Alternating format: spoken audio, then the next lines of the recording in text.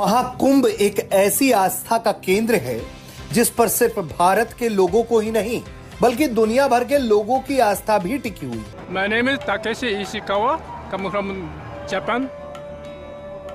My name is Chris. I came from England. I'm Rob from Holland. My name is Imade Gede Subawa and I'm from Bali, Indonesia. Can you recite any slok for us? Ok, dai, venite tutti avanti. Which okay, one do we vai. have to listen? Anyone. Okay, uno cosa? Abbiamo fatto Shutandona? Ok, Kale Bhairav cantate. Please. Mai Baba ki Jai! Devaraja Sevyamana Pavanam Gripankajam Vyala Yagna Sutram Indushekaram Kripakaram Naradadi Yogi Vrindavanditam Digamvaram Kashika Puradinata Kala Bhairavam Vaje Har Har Mahadev. So, what brings you here? Can you know your name? Yes, my name is Sylvia. I think India is beyond expectations because it's so different from what we are used to and so spiritual and it's wonderful. So it's a great experience. Sanatan religion, nature, power, so sound and light to one by one to purification and go beyond body, each body to source, reach to source. What? Who am I? जय हिंद दोस्तों, स्वागत है एक और video में।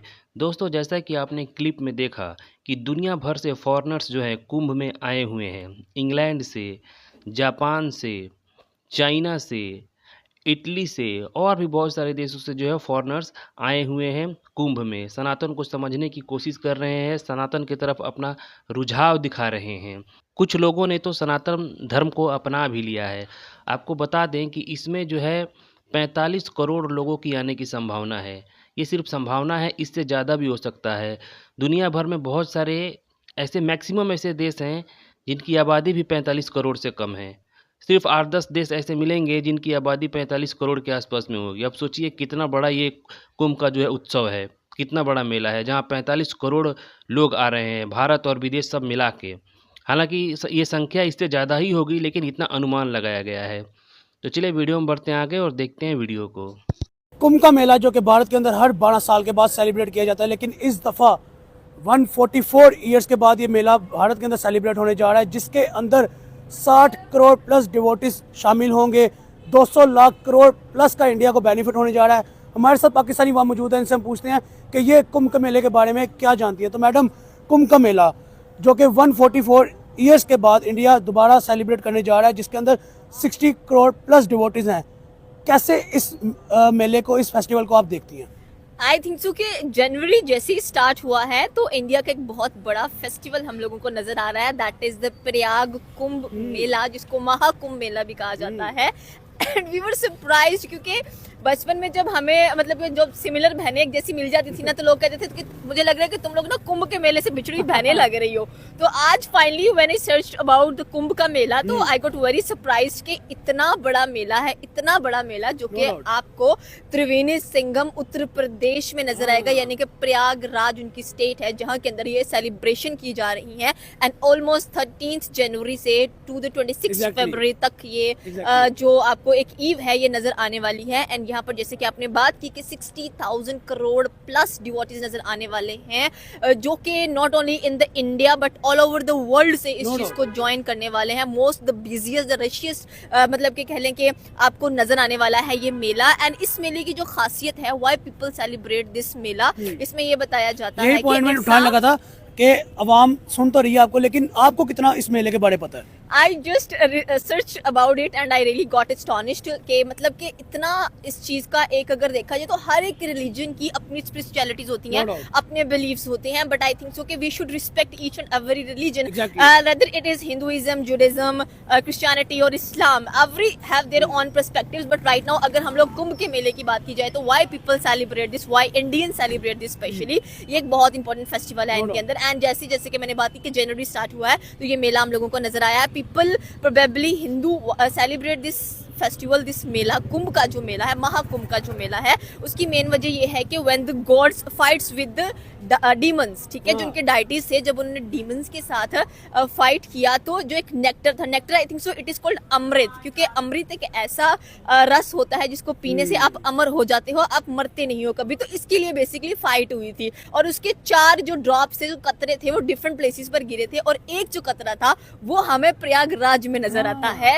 And that's why in Uttar Pradesh Triveni Sangam यानी कि प्रयागराज के अंदर इस फेस्टिवल को इस बिहाफ के ऊपर सेलिब्रेट किया जाता है। पहले थोड़ा सा अगर बता दें इस मेले के हवाले से, हर साल होता है, 2 साल बाद होता है, या क्या सीन है इसका?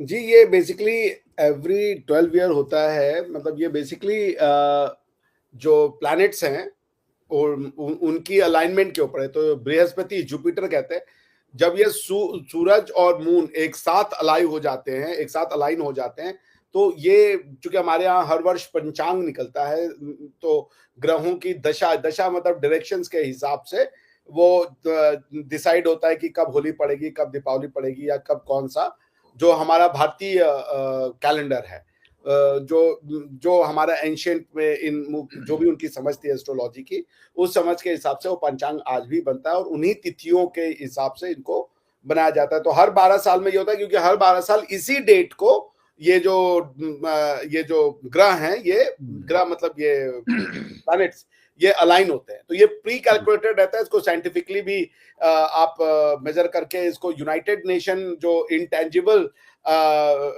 कल्चरल हेरिटेज है, यूनेस्को ने इसको रिकॉग्नाइज किया 2017 में as a intangible cultural history of humanity. आप इसकी इम्पोर्टेंस को ऐसे आप देख सकते हैं कि इट हैज बीन, तो ये चूंकि ह्यूमैनिटी का है तो ये हमारा भी है और आपका भी है। किसी मतलब मानवों के द्वारा किए गए, इंसानों के द्वारा क्रिएट की गए अपनी समझ के द्वारा सेलिब्रेशन का तरीका था।